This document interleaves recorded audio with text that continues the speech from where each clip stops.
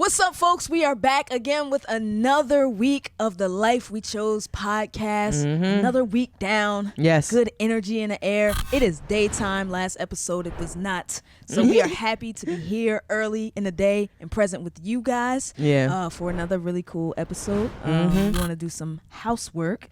Let's first and foremost, thank you for everyone who's watching and listening. If you're watching us on YouTube, be sure to like and subscribe. If you are listening to us on your favorite audio streaming platform, be sure to give us 5 stars. Give us the 5 stars, share it with your friends and family. Anytime that you guys interact with us, it builds up the platform, it builds up the community, and it allows us to spread these messages to people who need them.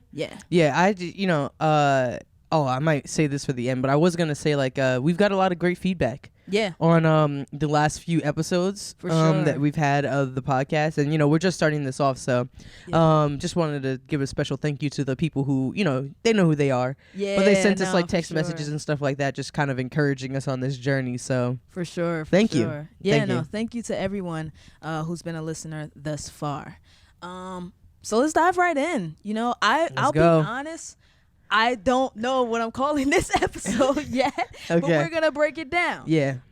Originally, it was going to be something along the lines of, dealing with vices and, just different things. And a lot of that, for me, stemmed from my new journey with sobriety, because I've recently gotten rid of alcohol in my life, in my journey. Okay. The actual audio is gonna come in. I'll add it. We're still working on it, but it's here. Yeah, and I've recently been on a journey with sobriety, and when I started going through this questioning phase of whether or not this would be a thing I would do, one of the biggest things I noticed in looking at a lot of the videos and just people talking about their journey was the biggest thing, or the most hard part about that journey, was getting rid of alcohol, or just itself, like the actual craving. Like, how do I avoid drinking again? How do I get in scenarios, be in spaces, and say no when I want to say yes? Yeah, because if you break down for that, it's like you lose, that's willpower. And if you say no, then you don't really have the willpower or the discipline to do it. Yeah. And that was the biggest thing. That's for everyone. It's like willpower to quit. But it was ironic for me because I feel like my journey in sobriety didn't live in the space of, is it hard for me to stop drinking or not? I've had multiple occasions where I decided whether or not I was going to quit drinking, but it never felt like this. It was probably after one of them crazy nights, I might have said too much, did too much. No, I need to stop this. I was like, can't do this one again. Out of this. But it was never really just a fervent energy inside of me where it was like, do I really want to take this into my next chapter? And this time around it was. So the actual thought of quitting alcohol wasn't the hard part for me. The hard part for me really came down to the fear of understanding how the dynamics of my relationships would shift once I decided to stop drinking. So how do I exist in my relationship with my wife, my relationship with my friends, and just being in these different spaces? And now I no longer drink, and for me it kind of became the question of, am I gonna be the unfun one? Am I gonna be the one that no one wants to invite to the spaces anymore? Or there's just it's weird because there's so many layers that I didn't realize were as loud as I thought they were gonna be, and it started to happen once I quit drinking. And I'm just thinking about just the construct of alcohol as it exists in just America, or just in our lives daily in general. Yeah, it's we celebrate with alcohol. We party with alcohol. We relax after a long day with alcohol. It exists, you know, even in workplaces it exists, you know, like there all are the social gatherings who if you have go to like the bars meetups in their jobs, and it's like, you know, at the end of the week we celebrate the hard work we've done, and and alcohol is there. So it's like it's so normalized that it almost felt like I was making a decision to be an oddball in society by choosing this thing. And it kind of took away from, you know, even my thought process of like, well, what does it mean to me to really quit alcohol? What does it mean to let this thing go in my life? And so it's been it was an interesting journey dealing with the aspect of, you know, how do I continue going through the journey of sobriety and stick to my guns without feeling inferior to the relationships, or inferior to the idea of losing the relationships around me. Were you willing to lose the relationships? It's interesting, when it first started happening, no, I was it was a big monster in my head, because there was fear there. It's like I've developed these friendships, I've developed, you know, relationships with people around me, and no, I wasn't willing to lose it, not to alcohol, in a sense where it was like I think my biggest fear was like finding out that this vice would be the only thing that we had in common. So that was my biggest fear around like having the conversation with people or being in a space with people, is like, if I decide not to drink and this is the thing that separates us, then I find out that this was the only thing that was keeping us together in the first place. We really genuinely had in common. And I wasn't ready to hear that as a response to like whatever it is that I was, you know, going through in this process. Need to take some time for that one. And it's funny because I didn't realize how big it was until it kept showing up, because it showed up even with the pod. Like, we've shot this episode before, you know, like we and at the time when I did shoot the episode, I felt like, you know, it was almost kind of becoming a coming out episode where I'm like secretly trying to tell everyone where I'm at now in life, and I don't want to say it too loud, but hopefully you hear it and check it out. And it was just like this space of like really just being afraid but wanting to share it, and I didn't like it. And I remember that the day after we shot that, I felt like really uncomfortable about it. And that morning I wound up like I was having a conversation with God, and I'm just like, yo, I need like clarity on how do I approach this situation, because it's like I don't understand why I'm so uncomfortable about something that I feel is genuinely going to help propel me or help me in my journey towards success moving forward. And that day I wound up having a conversation with a coworker of mine. He was training me, and it wound up turning into a whole nother conversation that I did not expect. But it was interesting because he actually was going through a journey of 13 years of sobriety himself.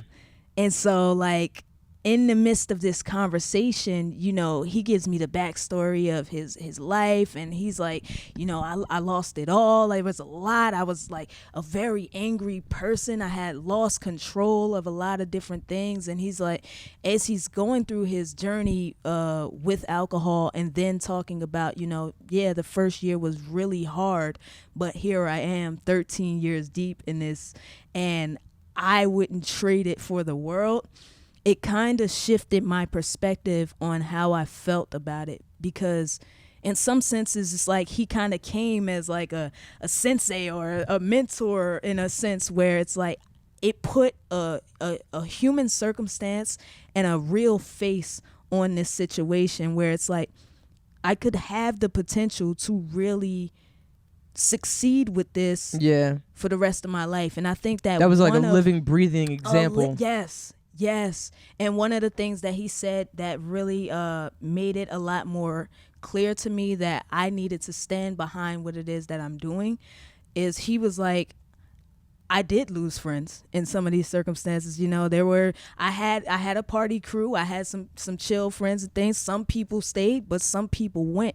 And I tell you, every day of my life, I would do it over and over and over again if it means that I am on the other side of that monster that I was dealing with. Like I'm willing to let anyone go to get to this because I lost it all. Like he just had so much passion behind, like, you know, what that meant for him, you know, because it's like we have fun with our friends and our family and in different environments when it comes to alcohol. But I think that there are a lot of people who are dealing with effects of alcohol quietly that are negative. There are things that they're going through that are like, when I'm not with you and I'm using this substance, am I abusing it? Yeah. And in my personal world, it was becoming detrimental to my journey, you know. And when I really think about the things that I want to do moving forward, whether it be us trying to build and develop the podcast, me trying to figure out the next steps in life and how I want to grow and build and invest in all of these different things, like I need a clarity that I was taking from myself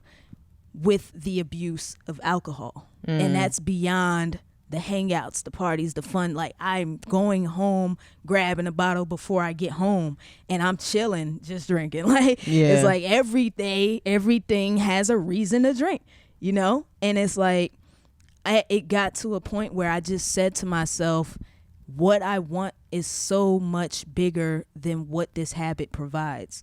And I, like, after hearing that story from him and having that conversation, it just became so much clearer to me that I am willing to let go of anything, anyone, standing, who would have the audacity to say that what I'm doing to better myself would be something offensive. Yeah. You know? Now, I would say happy ending on this story. I was making up monsters completely, you know, because it took me to a place where it was like, all right, no, stand in it. And I had conversations with my friends and also even after that conversation with my coworker, I just kept putting myself in situations or circumstances where alcohol existed. And I'm saying, no, I'm good. I don't drink. And, you know, it doesn't have to be this big backstory. Oh, I don't drink and this is how it started and this is where I'm like we're having a conversation now. But like it was just like I was making it too big. Yeah. I was making this monster way too big. And it's just like, yo, most people actually are kind of okay. Like they're fine with it. Like it's like I actually kind of support you. Like I'm curious though, right? Because like your coworker has been sober for 13 years. Yeah. Right? And this is not necessarily like because I think this is a questioning on the silver lining that we have, but I'm curious to see whether or not you've thought about this. Got it. Because I mean, like, how long have you been sober? So right now I'm 71 days. And this is a cup of water. It's always been a cup of water since we've been on since we've been on the show. We love water. You know, it is a house that enjoys water. All right. Yes, indeed. But like, so you're 70 days, right? 71 days in. 71 days. And it's like you're really early on in this process. Yeah. So it's like, I think that, like, imagining if you were to tell, like, you know, you look at me and be like, oh, I'm going to stop drinking. If I just stopped talking to you in, you know, a month, I'd be like, okay, that'd be mad disrespectful because it's like, it's too close. So immediate. Like, it's so immediate. Oh, you're done drinking? Like, okay, yeah, no, friendship over. Like, you're gone out of my life. That's true. Because, like, he said he lost friends, but I'm like, it didn't happen. It probably didn't happen day one. Yeah, it wasn't day one. You know what I mean? Yeah. Because it's like, where you really see that it like affects you or what it matters is like, oh, if you got the parties, if you got it's a big event. This is like, oh, now it's this is our anniversary. This is my birthday. This is it's gonna take a year to get there. Yeah. You know, that's very true. Have you thought about what that looks like for you? Or I have, but I think the biggest monster was even bringing it up, and I think that I'm getting I'm at a point, like, I think that conversation genuinely gave me so much clarity that, like, I'm like standing firm in it at this point. It's like, no, I am so clear on what this is doing to benefit me. And like, if friendships, if family, you know, gets distant or, you know, things like that because of alcohol, if that's solely the vice that's separating us, then I probably don't need to be around it anyway. Yeah. Because if that's the only thing or the connection and the link in that moment, and I'm not doing it, then there's nothing else here for me right now. You know, but if I can go to a space and, you know, I'm having water, you're drinking your drink, but we having good conversation and we're still, you know, developing in other ways, then that's completely fine. I'm not here to tell anybody else that they need to be on my journey. Yeah. You know, that's one thing I want to make clear. Like, this is my journey. But like, in the same sentence, I can't have you impact my journey by, you know, because you feel uncomfortable with how I'm maneuvering. Like, what is it like being a sober person around drunk people? I thought it was gonna be harder than like. Okay, so you ever had a while? So I've been in. Because I've been on the other side. I'd be like, oh my god.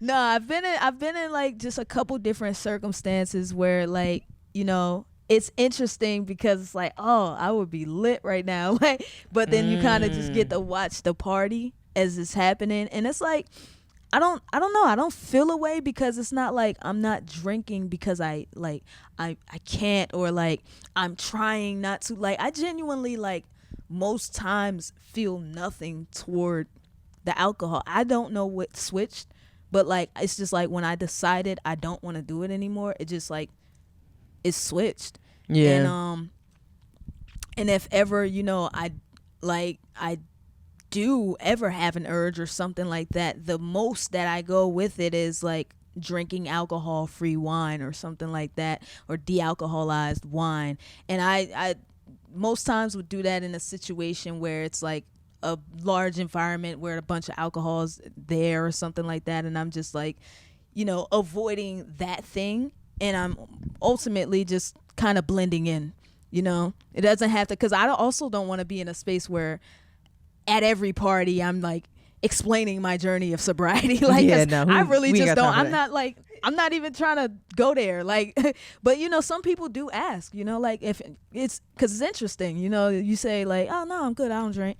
You say it the first time, they just think you don't want a shot right now. Yeah. But then you come around again and it's like, oh no, I'm good, I don't drink. Then it's like, oh, word, how did that start? Yeah, like you really know? don't. And it's, and I've gotten that, but I kind of also just don't want to break it down at a party, like, even for my own sake. Like, I'm just like, yeah, we chilling. Like, you know, so there are times where I'll just blend in with my alcohol-free wine.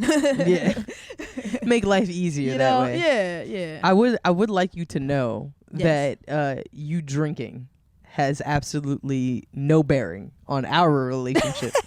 And if you choose to live a sober life, I will 1000%. You know what I mean? Be here, because there's much more than that.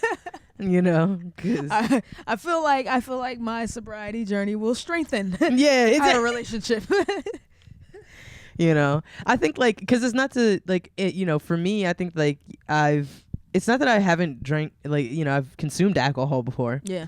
But my relationship with it has been very minimal. Like, I've never had a hangover. Yeah. You know, I've never experienced one of those before because I don't drink to excess. Yeah. In fact, like, it's always interesting to me because some people will be like, oh, I only drink on, you know, socially or special occasions. Yeah. But like, I don't think people really understand what that means, because I'm like, when I say I drink on special occasions, I mean maybe once or twice a year. Yeah, like enough times to count, like, on my hand. Not like, you Christmas, know, Thanksgiving. Yeah, exactly.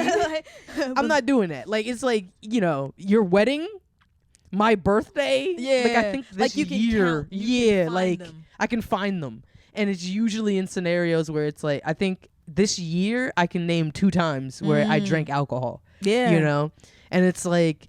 And I think it's just because, like, one, I've seen what alcohol can do, you know, so it's kind of one of those things. But I think the other side of it is that I just have other vices, You know what I mean? Because, you know, we all have our thing. You know what I mean? Yeah, so that's I don't say that necessarily to be like, oh, like alcohol, whatever, because there are periods in my time where I smoke a lot. Yeah. You know, and I'm out here smoking, you know, J after J, you know what I'm saying? And dealing with what that does. But all of it for me has just been some way of like avoiding some part of me. And I know in a lot of ways I say that like I would smoke to get closer to myself.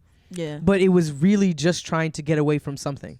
Yeah. It was always the spark that was just like I would try to get away from something. Even if I'm celebrating, I'm trying to get away from whatever's happening right now and going into this moment of happiness. Yeah. Like I have to leave this moment to celebrate. Yeah. You know what I mean? Yeah. Okay. Oh yeah, no, let's celebrate. I'm going to go to another dimension. Yeah. You know what I mean?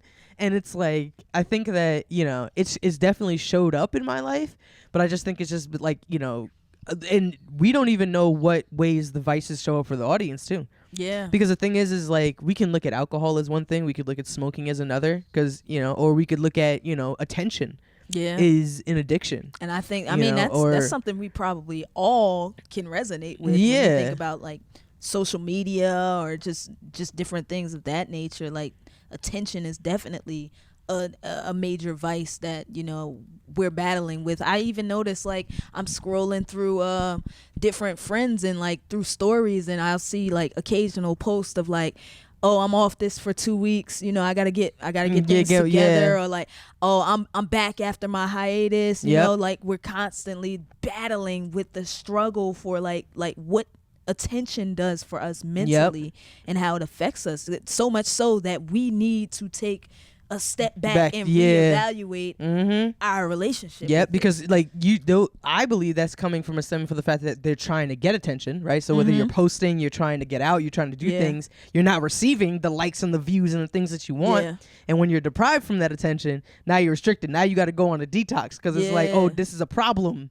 I was hitting for a fix. Yeah, you know what I'm saying, and I didn't get my. It's not juicing me the way I needed. Yeah, it's not getting me the way to where I needed to be. It's not bringing me back to normal. It's not bringing me closer to who I am. But it's because again, everything we're using, all of the vices that we're trying to take, like they're all external. Yeah, they're all external, trying to get to the internal. All right, as always, you know, we got a really, really dope book recommendation for you, and we are none short today. None short. Yeah, that sounded kind of whatever. Today we have The Mountain Is You, Transforming Self-Sabotage into Self-Mastery by Brianna Wiest. I think that this book, you hit something really dope on the head with this, and this is why I think this book sits really well. You said that a lot of times when we're dealing with our vices, it's because we're trying to run away from something or avoid something. Yeah. And like we're using these as like sort of like our superpower for dealing with a lot of these problems. And this book talks a lot about, you know, how we self-sabotage ourselves and get in the way of our success because we're actually just afraid of failure or afraid of not being able to be the thing that we're like really working toward or we're running toward. And I think that, you know, a lot of what I was dealing with in alcohol and even just like dealing with the fears of like coming to the other side of it. Like with alcohol, I was trying to find ways to say things a little bit more like through bravery, you know, like I think that, you know, things that I was afraid to say at one point, alcohol was like, this is my superpower. I'll get brave and I'll say it now, you know, or like things that I wouldn't typically do if I was sober, or my shyness or my reservedness, like using those things to kind of exude the confidence that I needed. Is like I had to figure out a way to be able to strengthen those muscles without alcohol. And then on top of that, you know, coming out of it and being on the other side of being afraid to tell everyone about this thing because I'm so afraid that I might lose people, I had to actually stand in it and get to a space where it's like, I'm willing to lose here if it means I'm gaining so much more. Yeah. And so I think that this book really challenges you to look at yourself, the way that you sabotage your own your own success and to come face to face with those fears in a way that really allows you to shine and grow into the person that you're meant to be. I want to check this book out because self-sabotage is something that I don't know. I don't know a human being who's willing to talk about it. Because who's really trying to have a conversation about how I'm the one destroying myself? Ooh, accountability. That is arguably harder than breaking the vice for so many people. Yeah. It's much harder to acknowledge how you're the problem than it is for you to solve the problem. Right? Because like everyone is self-sabotaging their way in some way, shape, or form. Yeah. Like we're each in, like whenever they say the quote, like, you know, you are your worst enemy. Yeah. Like you are the thing, the only thing that can stop you is you. Yeah. Like we say those things, but like it makes it feel almost unfair to acknowledge that, because it's like I'm not the you know what I mean? I'm doing everything I can to and it's like I'm excited to see that, because I think that I'm in a stage in my life, and as we've been working on this podcast, where I'm like, the problem is me. And I need the problem to be me, because I am the only thing I can change. Yeah. I am the only thing I can control. I am the only thing. Yeah. And if that's the case, then I need the problem to be me, so that I can become aware of it, so that I can work on addressing it, so that I can, like, you know, make things, you know, happen for me, and I can live the reality that I want. So I'm gonna check out that book for real. Yeah, The Mountain Is You by Brianna Wiest. I hope I'm pronouncing her last name correctly. Yeah, I said we'll Wiest. Find out. So yeah, one of them are right. We're both gonna put in our tokens. All right, you I'm gonna use Wiest. Maybe she'll reach out, let us know. Yeah. Now, for the shout out segment, I do want to take some time to shout out my coworker. I don't want to put his information out there, so I'm not gonna say his name, but he had a really, really strong impact in this decision that I made to stand in, you know, my decision about sobriety, you know, and I thank him for being an immediate mentor in a sense when it comes to just being able to see my journey sort of exist in a human being in its reality. Like, you know, he went from where I am right now, which may feel really small to some, you know, 71 days, that's 2 months maybe, you know, to like 13 years later. And just reassuring, you know, that this journey has been, you know, not necessarily always easy, that people may get lost along the way on the journey, but like that it is the best thing that you could do for yourself as someone who is struggling with a vice like alcohol. It just meant a lot to me for him to be that vulnerable and that open, and just give me so much clarity for, you know, my personal journey. So Coworker, I thank you. I truly appreciate you. Here are your flowers. As we wrap up the end of this episode, you already know it's time for the bees. All right. The brand, the business, the brain. All right. The things that we're going to do to become better versions of ourselves. All right. So this week for the brain, I actually just finished a book.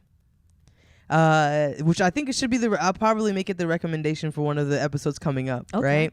And I was souped about it because I realized a few different things, right? One is that I bought this book on Audible, right? Hey. So it was one of those like, I was like, oh, let me throw this $5 in, you know what I'm saying? I see you got it now too, so you can, you know, we could talk about that off air. But the other thing is that I didn't realize that you could speed up the like the narration on the book. And make it faster. I do that all the You do time. It? I just started doing it, and I'm like, I got through the book in like, yo, that's So I mean, hey, maybe that's new to me, maybe it's new to you, but like I sped it up, so my brain is gonna be braining. We gonna have plenty of books for you guys. Okay, that's for sure. So that's what I'm doing for the brain. What I'm doing for the body is that I've been incorporating massages into my week. Ooh. All right. I've been incorporating massages of like the massage chairs, the massage beds, the whatever, because I've been sore.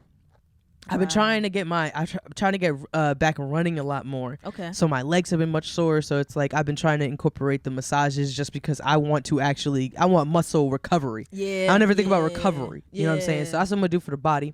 And what I'm going to do for the business is actually kind of connected to my brain. I am working right now on the SEO course. Nice. I am almost halfway through that course. Beautiful. So I am really, really hoping that I can like knock that thing out, you know what I mean? And be able to implement some of the things that I've learned in increasing the organic reach of the podcast. Beautiful. So. I love it. Okay. So for my 3 B's, brain, I'm going to continue reading The Mountain Is You. I hadn't completed it yet, but it definitely resonated with me thus far, and I definitely felt like it was a great recommendation for the topic at hand.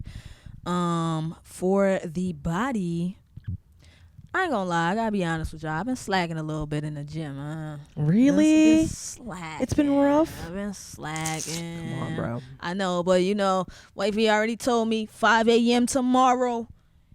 So, be back in the gym. Back in the gym tomorrow. That's never. Get this weight. Yes. And for the 5 a.m., bro. The other people in here who's just like 5. I'm like on my 3rd coffee by then. What? I am just entering REM. Listen, it is all perspective. Yeah. But what time do you go to sleep? Because that means something. I don't go to sleep wild crazy, but then, I mean, that's also perspective too. I mean, I'm going to bed anytime between like 11 and 1, depending on what I did that day. See, I'm in bed by 9. You in bed is another thing. I'm trying to be sleep by 9. I'm trying. Oh, sleep by 9? So when do you sleep. get inside of your bed? It's anywhere between 8:30 to 9. I will say anywhere between. How long does it take you to go to sleep? It could be 30 if we don't have the TV on. Oh. If we got the TV on, then it might be a little bit longer, maybe an hour. But like my goal is to be knocked by 9. I'm definitely in sleepy zone by 9 o'clock.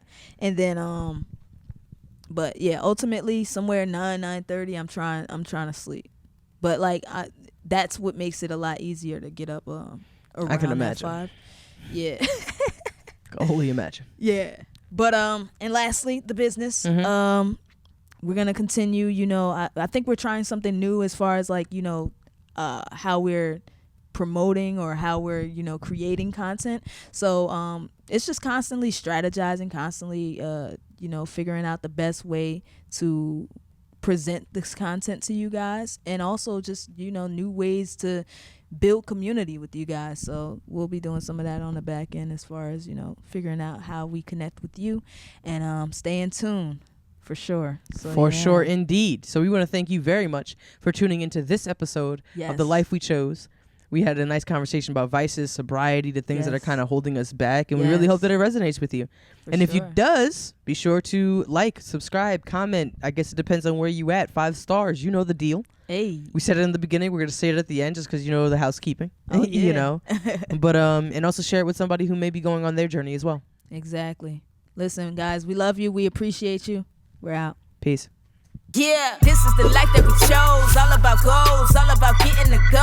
Pedal to metal, we drove. Head to the heels, I wanna get me a bow. 2020 be the vision, depicted the growth. Before I could get on the road, look at the level she rose. Cheddar, cheddar, cheddar, check me out.